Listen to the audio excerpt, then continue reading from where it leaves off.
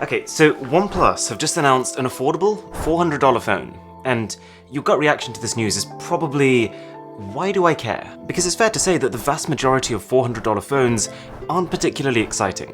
But over the last month, OnePlus have been teasing details of this phone at an achingly slow pace, one spec at a time, acting as if they were about to reveal God's gift to mankind, not a mid-range smartphone. But here's the thing, it worked. They've created more buzz than I've ever seen for a product like this, so much that they've managed to completely sell out 3 separate waves of blind pre-orders. That is, people who've effectively paid to book the device before they even know what it is. It's crazy talk. So the question on my mind, now that we actually have the device, is this special, or is this just really clever marketing for an average mid-range product?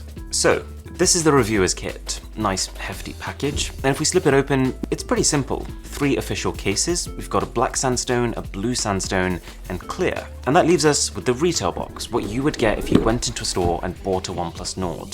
This is a fancy box, especially for a category of phones that most companies don't put a lot of thought into. There's at least some soul in this. The first thing on the inside is the OnePlus Nord itself, and below that your insert with a welcome letter, a further insert with some manuals and stickers, and a pretty wacky looking case, and then right at the bottom a USB-C charging cable and a Warp Charge 30T adapter. It would have been cool to see these in the new blue and black colour theme too, but hey ho. And here's the phone. Okay, so we get it. It's got fancy packaging, but what about the phone itself? Is this actually special? Honestly, I think it is. And it actually only takes a very quick side-by-side versus a competing Android phone to see why. Take the Oppo Find X2 Lite. It's probably the most similar phone to this on a hardware level. Both have a quad camera setup with a 48 megapixel main camera. Both have an upper mid-range Snapdragon 765G chipset, and actually both have a 6.4-inch display with an identical 2400 by 1080 resolution. But to be really honest, I think the OnePlus Nord demolishes the Oppo for 2 reasons. First of all, that I think OnePlus has picked the right components, and secondly that OnePlus has really thought about the user. So what do I mean by that? Well, the reason why $400 phones are often not particularly exciting is because for this price, companies can't afford to build exclusive technologies for them. The way these phones are made are literally by looking at all the parts available and choosing. I'll have that display for $50, I'll have that camera for $30, I'll have that battery for an extra $10, and so on. So almost every one of these mid-ranges is just a different cocktail made with the same selection of ingredients. And the Nord is no different. Pretty much every part you see on this phone, we've seen somewhere else before. But OnePlus has made good choices. That's to say that in pretty much every category, they've picked about as good a component as you can get for the price. These displays have the same resolution, yes, but this one has a smaller board around it, and a hole punch camera that's a little less intrusive than that notch. They both have the same chipset, yes, but because of the 90Hz screen refresh rate on the Nord, it feels faster.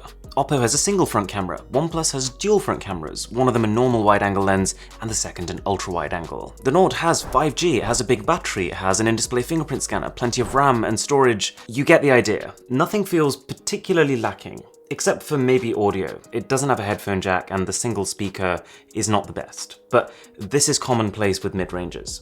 So for the money, you're getting components that are at least as good as the competition, in a lot of cases better. But to be really honest, I don't think that alone is enough to justify the whole month of teasing that OnePlus gave us.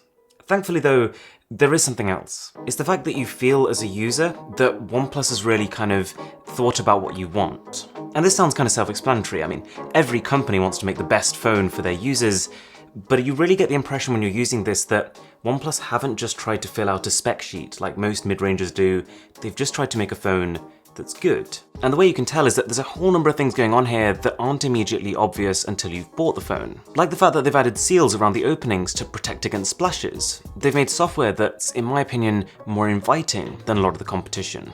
See, I actually like Oppo's ColorOS. I think it gives you great granular control. But if I had to guess, I would say that 90% of users, especially here in the West, would prefer OnePlus's solution. It's not perfect, but they've managed to make a software skin that feels quite burdenless. Visually simple, but with all the core features still there.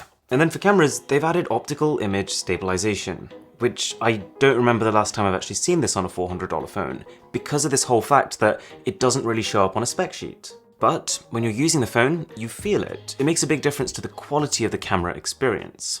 But I actually do just want to talk to you about this for a second, because OnePlus is selling this as a flagship camera. And that's only just about passable as maybe being technically true.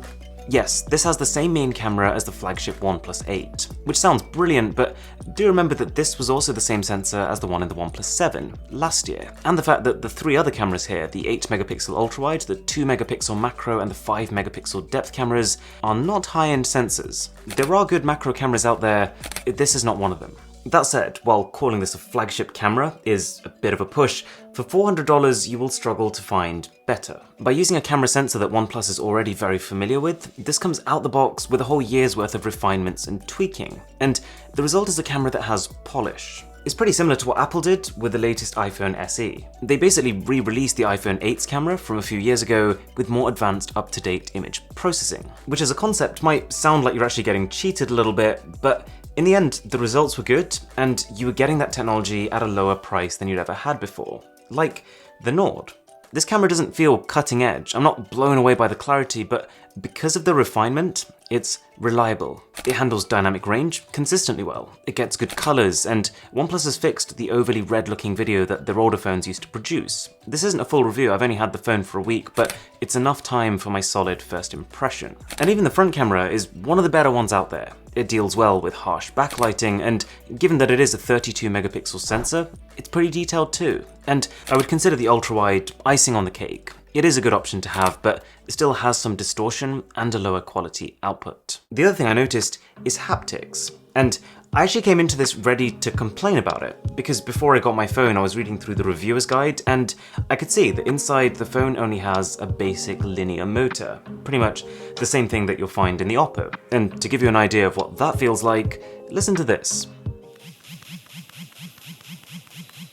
Now this might not bother you, but having used flagship phones with tighter, higher quality vibrations, I can say for sure that haptics help, and they're probably the biggest giveaway for a phone that's tried to cut corners. But I was kind of surprised to see that they're actually okay here. And it's not because they've used a high-end motor, it's just that they've spent time tuning what they did have. I'm not 100% sure what they actually have done to it, whether it's just turning down the intensity or whether there's actually more advanced tweaking going on, but the point is that as a user, it feels good. And these haptics have been subtly integrated into the software to add tactility. When you're using the navigation gestures, when you tap that shutter button on the camera, when you're using your fingerprint to unlock the phone, as well as seeing an animation, you feel something.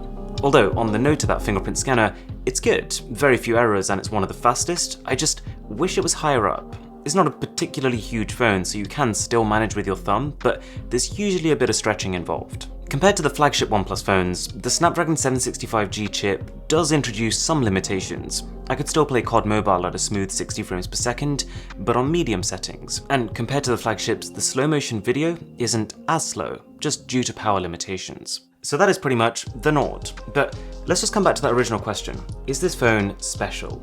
And the way I would round this off is by saying that yes, and it's also a really clever strategic move by OnePlus. More than ever before, people are flocking to buy phones in this mid-range segment, and I think the Nord is a great answer to that. Most companies, they have like 6 different mid-range phones at any one time, and they scatter their resources and effort between them. But OnePlus is just making one phone that's targeted squarely at the middle of the mid-range market, and they've devoted all resources into just making a device that impresses people. And I say that because it's very clear that that's what OnePlus is trying to do. The Nord isn't trying to make a quick buck, this is OnePlus trying to build fans, because they're delivering things that other competitors at this price just don't. Everything from the free stickers in the box to the subtle attentions to detail to the minimum of 2 years of major Android updates they've promised make it very clear that OnePlus is trying to win customers for the long haul.